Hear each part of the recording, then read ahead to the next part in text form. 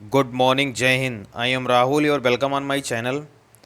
आज है 26 अक्टूबर 2024 और आज का हम लोग देखेंगे इम्पोर्टेंट करंट अफेयर। तो स्टार्ट करते हैं। पहला करंट अफेयर है कैस्पियन सी, जो कि लगातार डिसअपेयरिंग हो रहा है, रिपोर्ट आया है, इसलिए इसको हम लोग देखेंगे। ठीक है, इसके सारे पॉइंट को देखेंगे जहाँ से क्वेश्चन आ रहे हैं इस पे। ओके, तो ये बेसिकली श्रिंकिंग हो रहा था सिंस मिड 1990 से। ओके, यानी कि 1995 से ये श्रिंकिंग कर रहा था, लेकिन ये 2005 से डिसअपेयर होने लगा स्पीड अप यानी तेज़ी से।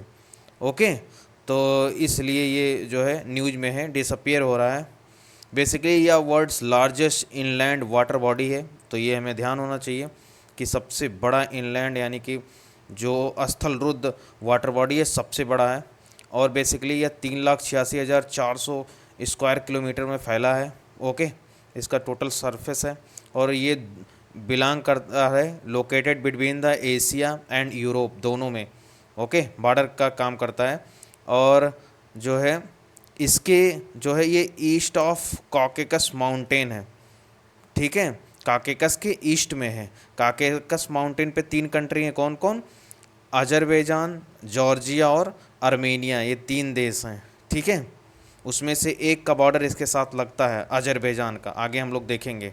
ओके, और जो है ये west of vast steppe of the central Asia.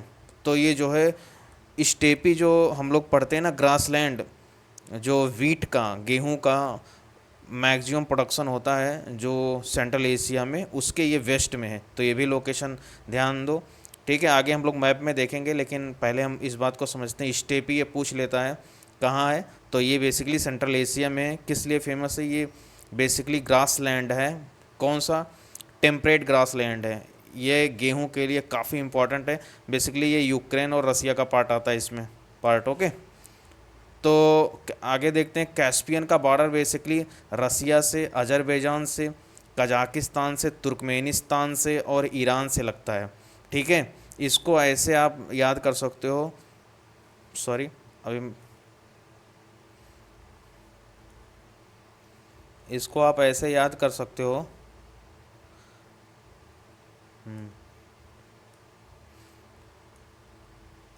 कितार, कितार कर, ये फार्मूला याद कर लो, इसी से याद कर लो। के for Kazakhstan, I for Iran, T for Turkmenistan, ये फॉर अजरबैजान और आर फॉर रसिया। तो ऐसे आप याद कर लेना, बहुत इजीली याद हो जाएगा। और बहुत सारे क्वेश्चन यहाँ से पूछे जाते हैं स्टेट पी से, और इवन यूपीएससी में भी पूछे जा रहे हैं। ओके, तो जैसा कि सी का डिफिनीसन होता है वो ये फॉलो नहीं करता। ठीक है, क्योंकि ये लैंड लॉक है। Caspian sea is a lake, ये लेक है, नॉट ये सी, ये सी नहीं है, लेकिन ऐसे इसको बोला जाता है। ये क्या है? इट इज़ एन ये इनक्लोज वाटर बॉडी, और जो कि इसका डायरेक्ट आउटलेट नहीं है टू ओशियन में, ओशियन में इसका आउटलेट नहीं है। ओके, निकास नहीं है। इसमें उत्तर से 3 रिवर गिरती हैं इसमें, बोल्गा, यूराल और तेरेक। ओके, तो ये ध्यान रखना, तीनों रिवर का, जो कि नॉर्थ से आती हैं, कैस्पियन सी में गिरती हैं। जो बाकू सिटी है अजरबैजान की कैपिटल, ओके, वो इसी पे लोकेटेड है, ध्यान रखना।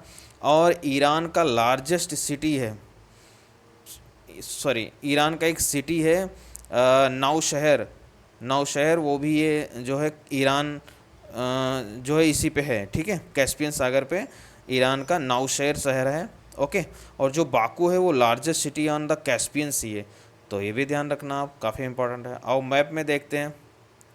ये है कैस्पियन सी अपना। ठीक है, अब इसमें देखो बॉर्डर कौन कौन लगता है। रसिया लगता है, ओके, नॉर्थ से, और कजाकिस्तान, तुर्कमेनिस्तान, ईरान और अजरबैजान।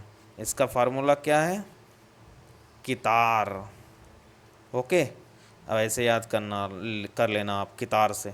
ओके, देन आगे बढ़ते हैं नेक्स्ट पे। दूसरा करंट अफेयर है सिम्बैक्स। बेसिकली सिम्बैक्स का फुल फॉर्म क्या है? Singapore India maritime bilateral exercise. ये बेसिकली नेवल एक्सरसाइज है जिसमें इंडिया, इंडियन नेवी और रिपब्लिक ऑफ सिंगापुर नेवी इसमें भाग लेती हैं। बेसिकली ये 31 यानी 31वां एडिशन है, जो कि ईस्टर्न कमांड में विशाखापट्टनम में हो रहा है। ओके, इसको जो है पहले 1994 के पहले जो है जब इसे शुरुआत हुई थी तो इसे कहते थे एक्सरसाइज लायन किंग। ओके, लेकिन अब इसका नाम है सिम्बैक्स। तो याद रखना, ये काफ़ी इंपॉर्टेंट है। इंडिया और सिंगापुर के बीच नेवल एक्सरसाइज है। कहाँ पे हुआ है? विशाखापट्टनम। तो ये याद रखना। थर्ड पे चलते हैं। EOS-06 ये न्यूज़ में बना हुआ है। बेसिकली अर्थ ऑब्जर्वेशन सैटेलाइट है ये। ओके, इसे ओशियन सैट भी कहते हैं और ये इसरो ने लॉन्च किया था। आज लॉन्च नहीं हुआ है, ये लॉन्च हुआ था नवंबर 2022 में।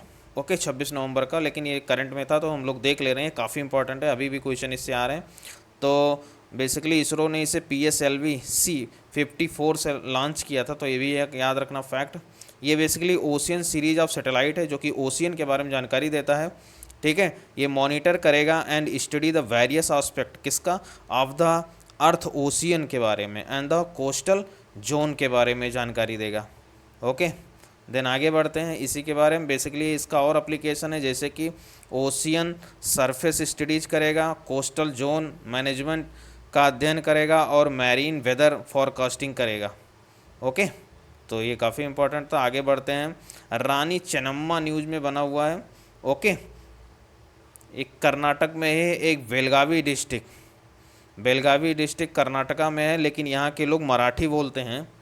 ठीक है, तो ये बेसिकली बेलगावी ज़िला जो है महाराष्ट्र और कर्नाटक के बीच सीमा विवाद है। ठीक है, तो आप अक्सर न्यूज़ में जब इलेक्शन रहता है तो ये न्यूज़ में आ जाता है। तो ध्यान रखना, बेलगावी डिस्ट्रिक्ट कर्नाटका में है लेकिन महाराष्ट्र से विवाद चल रहा है।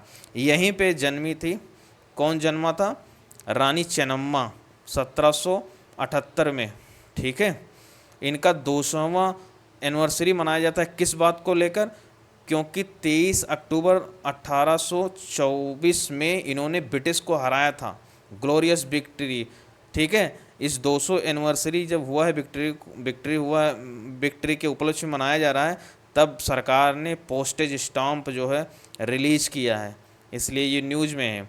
ओके, आगे देखते हैं इन्हीं के बारे में। बेसिकली ये क्वीन ऑफ किट्टूर थी। ठीक है, वहाँ के जो राजा थे वो किट्टूर थे, तो किट्टूर की ये रानी थी बेसिकली।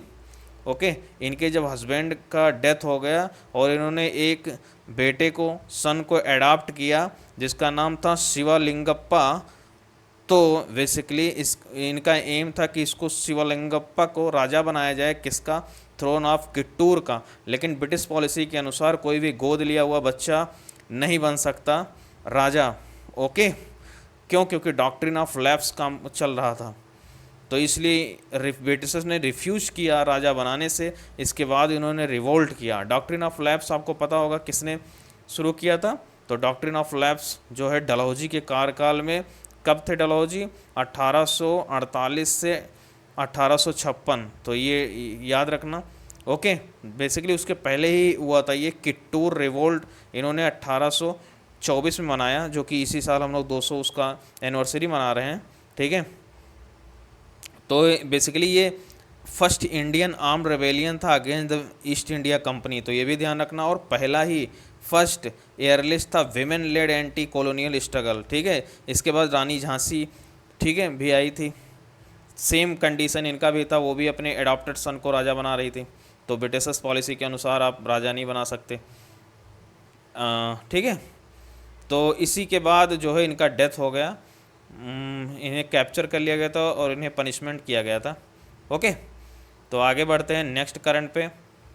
लेक इरी न्यूज़ में है।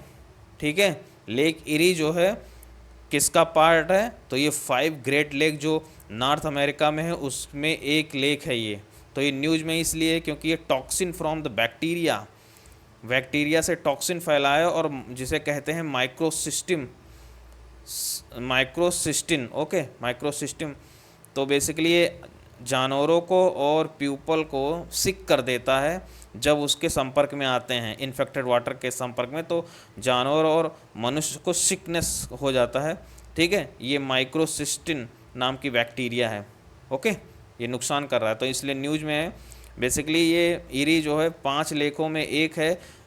इरी के साथ ही 5 में है लेक सुपीरियर इसके बाद मिशिगन है, एक ह्यूरॉन है, उसके बाद ओंटारियो है। अभी हम लोग मैप में देखेंगे, बेसिकली मिशिगन को छोड़ के बाकी सब कनाडा और अमेरिका का जो है बॉर्डर बनाते हैं, ये भी ध्यान रखो। इसी पे नियाग्रा फॉल है, ठीक है। नियाग्रा फॉल किसके किसके बीच में है? लेक इरी और ओंटारियो के बीच है, ध्यान रखना, ओके, जो कि नियाग्रा नदी पे है। आगे मैप में हम लोग देखेंगे, ओके।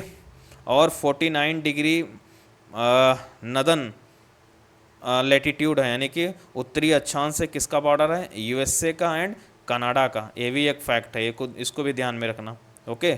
पे क्वेश्चन ऐसे ही पूछते हैं। आगे हम लोग देखने जा रहे हैं map 5 great lake of north America. तो बेसिकली ये है lake superior, lake Michigan, lake Huron, lake eri और लेक ओंटारियो, ओके। बेसिकली ये जो मिशिगन है, लेक मिशिगन, ये ओनली यूनाइटेड स्टेट में है, बाकी सब जो है कनाडा और यूएस के बॉर्डर पे हैं। लेक इरी के बारे में हम लोग पढ़े हैं, क्योंकि यहाँ बैक्टीरिया जो फैला है उस इसलिए ये न्यूज़ में है। तो लेक ओंटारियो, उसके बीच ये देखो आप नियाग्रा रिवर है और इसी पर है नियाग्रा फॉल, ओके। तो ये काफ़ी अच्छा क्वेश्चन यहाँ से आता है, ठीक है। और ये फील्ड जो है वीट के लिए काफ़ी इम्पॉर्टेंट है, तो ये सब भी आपको ध्यान। ये देखो सेंट लॉरेंस रिवर कनाडा से आ रही होती है, ओके।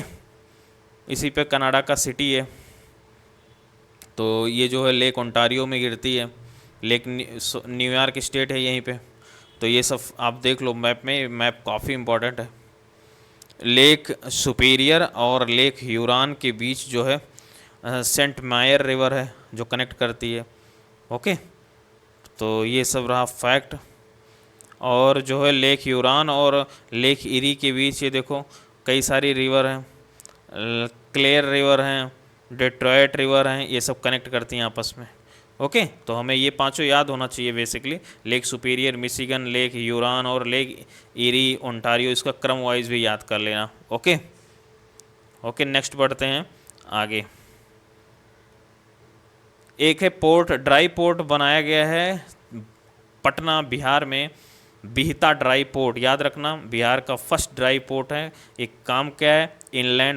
इनलैंड कंटेनर डिपोर्ट करेगा, ये बेसिकली एक्सपोर्ट पर्पस से बनाया जा रहा है, जो बिहता नियर पटना में है, ओके। तो बिहता पोर्ट पूछेगा तो बेसिकली ड्राई पोर्ट पटना में है। अगला चलते हैं, देखते हैं आधार न्यूज़ में है, क्यों? क्योंकि सुप्रीम कोर्ट इस पर डिसीजन दिया, इंपॉर्टेंट डिसीजन, ध्यान रखना।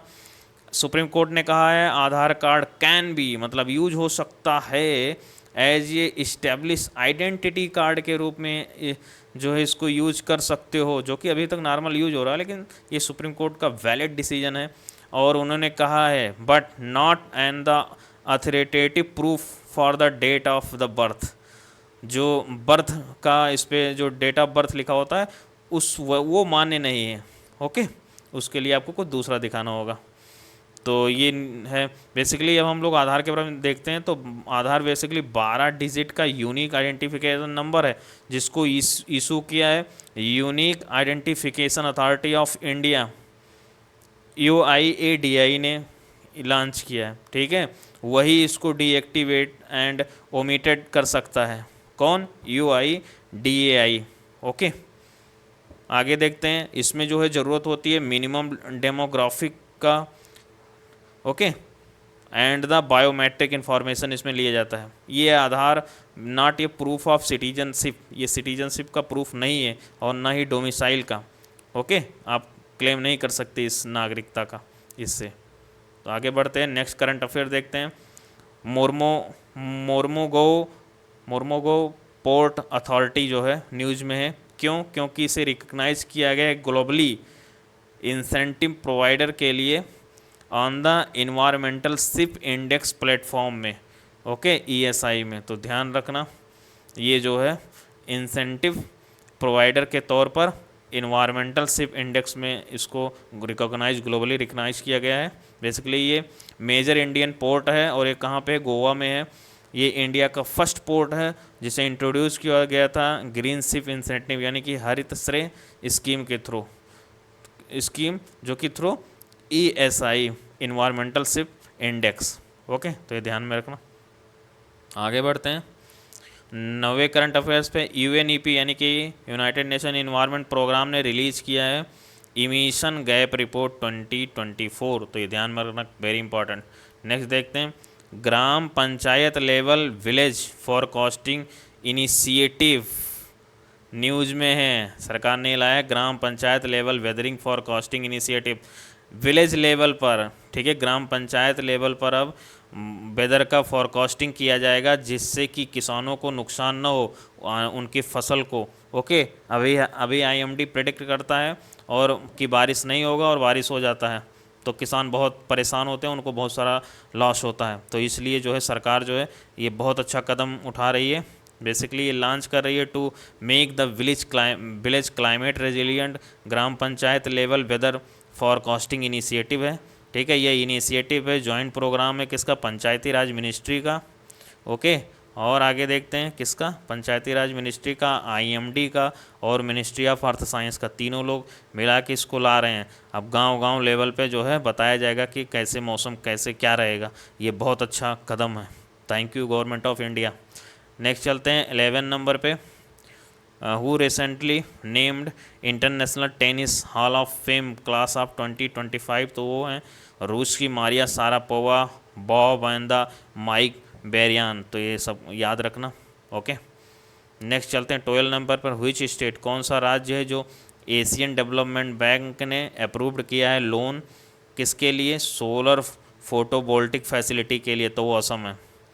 ओके, नेक्स्ट बढ़ते हैं 13 नंबर, गवर्नमेंट ऑफ इंडिया जो है अपॉइंटेड किया है डॉक्टर नीना मल्होत्रा को, क्या अपॉइंट किया है, नेक्स्ट एम्बेसडर ऑफ इंडिया किस कंट्री का, तो स्वीडन का, तो ध्यान में रखना। नेक्स्ट है रिलायंस इंडस्ट्री का जो जियो ब्रेन है वो किस एआई के साथ जो है टाई अप कर रहा है, तो बेसिकली कंट्री में एआई इंफ्रास्ट्रक्चर डेवलपमेंट के लिए तो निवेदिया से कर रहा है, तो ध्यान रखना निवेदिया एंड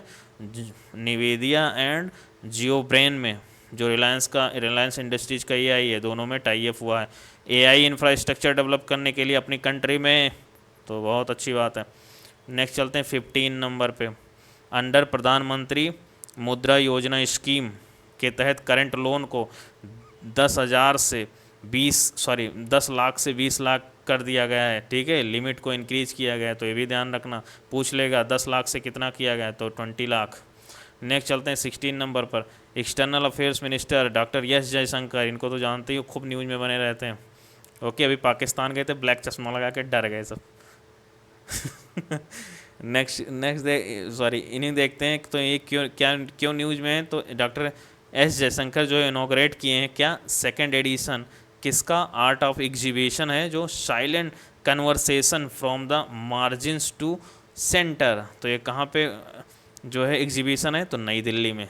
ओके, नेक्स्ट है 17 को अवार्डेड हुए हैं 2024 humanitarian award for the global humanitarian leadership, तो किसको मिला है, मोहन जी को मिला है, तो ये ध्यान में रखना, 2024 humanitarian award for the global humanitarian leadership Mohan ji को मिला। ओके, देन आगे बढ़ते हैं, एक्टर दरसिंह खुराना को बेसिकली जीते हैं महात्मा गांधी लीडरशिप अवार्ड, कहाँ पे, यूके में, यूनाइटेड किंगडम में।